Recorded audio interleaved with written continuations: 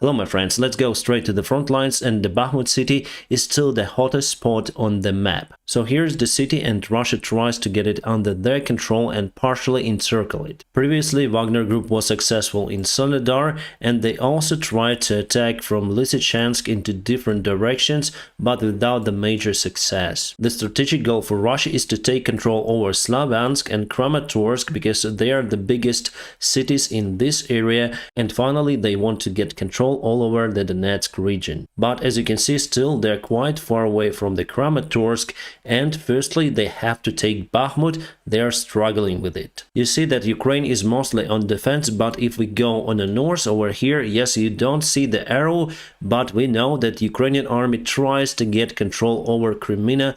Day by day the fightings are ongoing over there, but Russia recently was successful with their counterattack in that region. They've took Dubrova and Kuzmina, but Ukrainian forces still attacking from the south, and we're just 2 kilometers away from Crimea. Because the Russian regular army is in lack of the proper training and supplies, the only useful source that Russia has is the private military army Wagner. But still, Wagner doesn't have enough resources to get the victory in this war. That is why they have just some tactical advantages. Yes, later in this video we're gonna speak more about the Wagner group and how they fight, their strategy and their goals.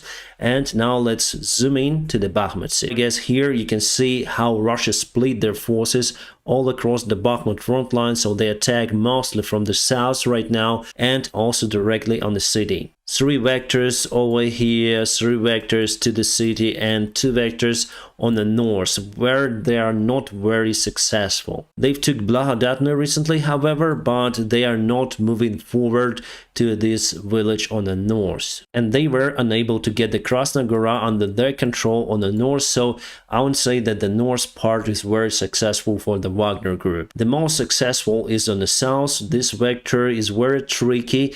However, they are unable to deploy their artillery systems here, and they still cannot reach the Chasiv Yar with their short-range mortars and artilleries. Chasiv Yar is crucial for supplies for the Bakhmut city, so as you can see, geographically it's the right move from the Wagner group to attack this position, because if they take the Chasiv Yar, they don't need to take the Bakhmut city. Ukrainian army would be forced to leave it. They have already cut this road for the main supplies, and Ukrainian army have to use the Chasiv Yar. Russians know that, so I am not opening any kind of the new information. So the battle for Bakhmut changed to the battle for the Chasiv Yar. At first, Russia had just a single vector of their attack in the south, but they decided to split their attacks into 2 more vectors because they think that they might be encircled by Ukrainian army over here. What makes the Chasiv Yar a hard target for the Russian forces is that this town is on a hill. Assaulting on a high ground is not a good idea, especially after Soledar. Then Wagner group lost lots of their forces. But still, Wagner soldiers are much more motivated compared to the regular Russian army soldiers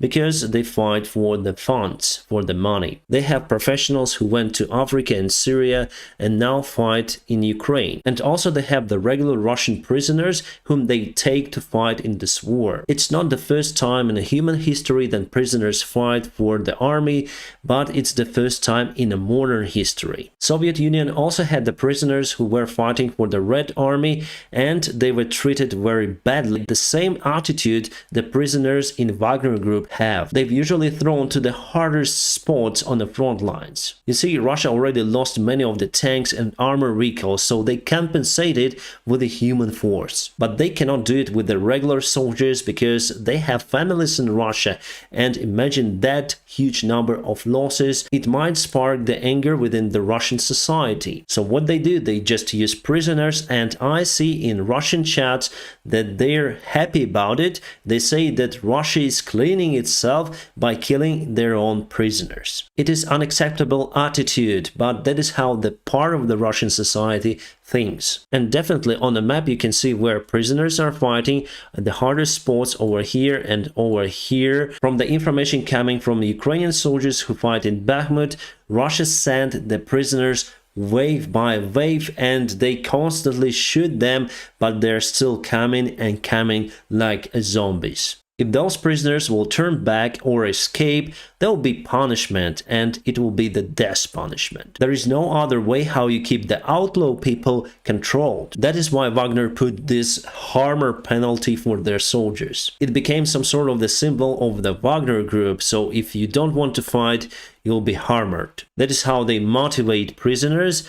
And for the professional soldiers, they motivate them with money. And they're not throwing them as a cannon fodder, so after prisoners attack, they usually send the professional army man that will do their job. But again, if people fight for money, you have to provide certain conditions for them. Otherwise, they'll just quit their contract and fight in a different point of this world. Still have lots of the hotspots. The problem here for the Wagner is that the resource of the prisoners is not forever, and people in Russian prisons start to understand that the likelihood for them to survive 6 months for Wagner and get their freedom ticket is near to zero. And luckily it would be the death penalty for them, so mainly now they refuse to go and fight for Wagner. And that is why if Russia wants to continue their aggressive mission in attempt to get Donbass under their control, they have to take people from other places. And we're gonna speak about it, but not in this video. Let's continue with the Bakhmut map itself. Right, from what I know, the actual picture is not like that. I know that Russians were able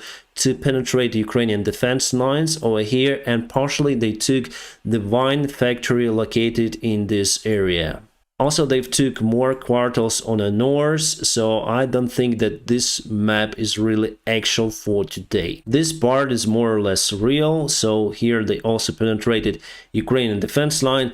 Our defense line is flexible, so we move our forces more and more closer to the city center, like from this side, but you see that all of the bridges were destroyed, so we can move the defense closer and closer, but we should have the way to evacuate. So we need to build the bridge over here or here, and also we may use the bridge on the south between the lake and the river, which is also tricky since Russian forces are very close to the lake. It's actually suicide to evacuate lots of the forces through this bridge. So the only way is to build the new one. The city center and the most part of the city is safe for now, but still, as I say to you, Russia uses artillery systems to destroy the houses and buildings. Unfortunately, I may say that in February, Russia will take this part of the city under their control because they are constantly offending, and still they have lots of the artillery systems. Because of that, the mission of Ukrainian army in Bakhmut is to cause Russians severe losses.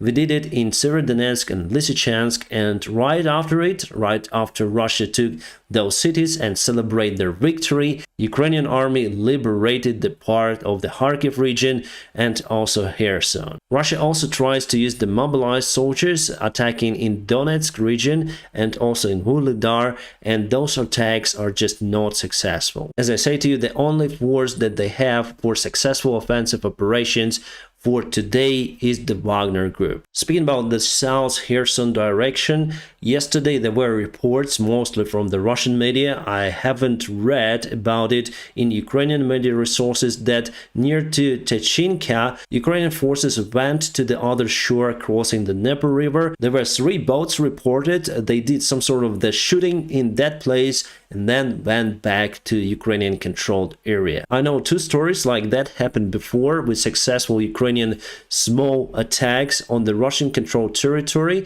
destroying the Russian command centers, and little by little we're pressing them over here, looking for the place where we can actually cross the Dnieper using more forces. And the Ukrainian General Command just reported that the enemy tries to get Liman again under their control, so they have the new vector of their new attack trying to reach Liman. They lost Liman just in 1 or 2 days, as far as I remember. And finally, the GLSDB rockets were agreed to send to Ukrainian army by United States. Those have the range up to 150 kilometers, a little bit less than 100 miles, and here you can see on the map the coverage of those rockets. Actually, they are not rockets, but the gliding bombs, and they're very sophisticated compared to the standard HIMARS shells, and they can be used even to target the hidden targets in the mountains. Well, we have the flat terrain, so it makes our task much easier. And still we are unaware of the quantity of those rockets, how many of them would be delivered, but the help was announced for $2.2 billion.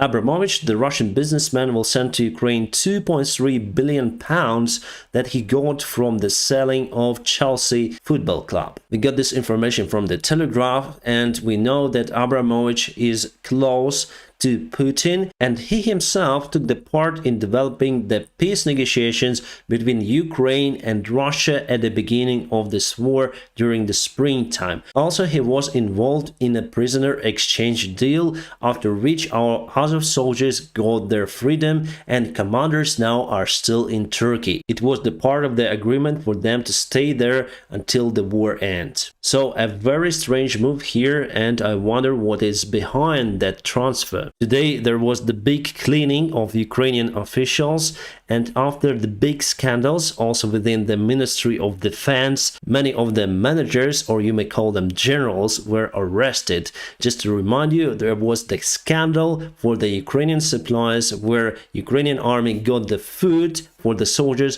for the much higher price than you may even find in the most expensive supermarket in Ukraine. Obviously, Ukrainian people and our Western allies were not happy with it, and that's why Zelensky had to act. Still, Reznikov is on his position, but I also expect him to resign. I'm not saying that he personally was involved in that stuff, I cannot confirm that, but his deputies were, and he is responsible for his deputies. So I think that in February we'll have the new Minister of Defense, because our Western allies are increasing the help, and they have to be sure that this help goes to the proper units. United States say that all of the military help was delivered to proper units, so at least corruption doesn't touch that links from United States to the army, and that's great. We expect 2 of the Reaper drones to be delivered to Ukraine. Still, it should be agreed with the White House,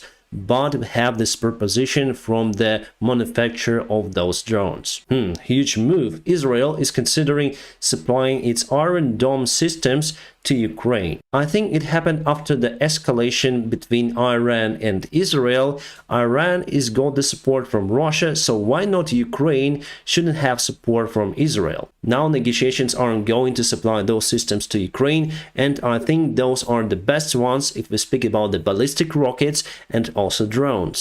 For example, this picture shows how the Iron Dome operates.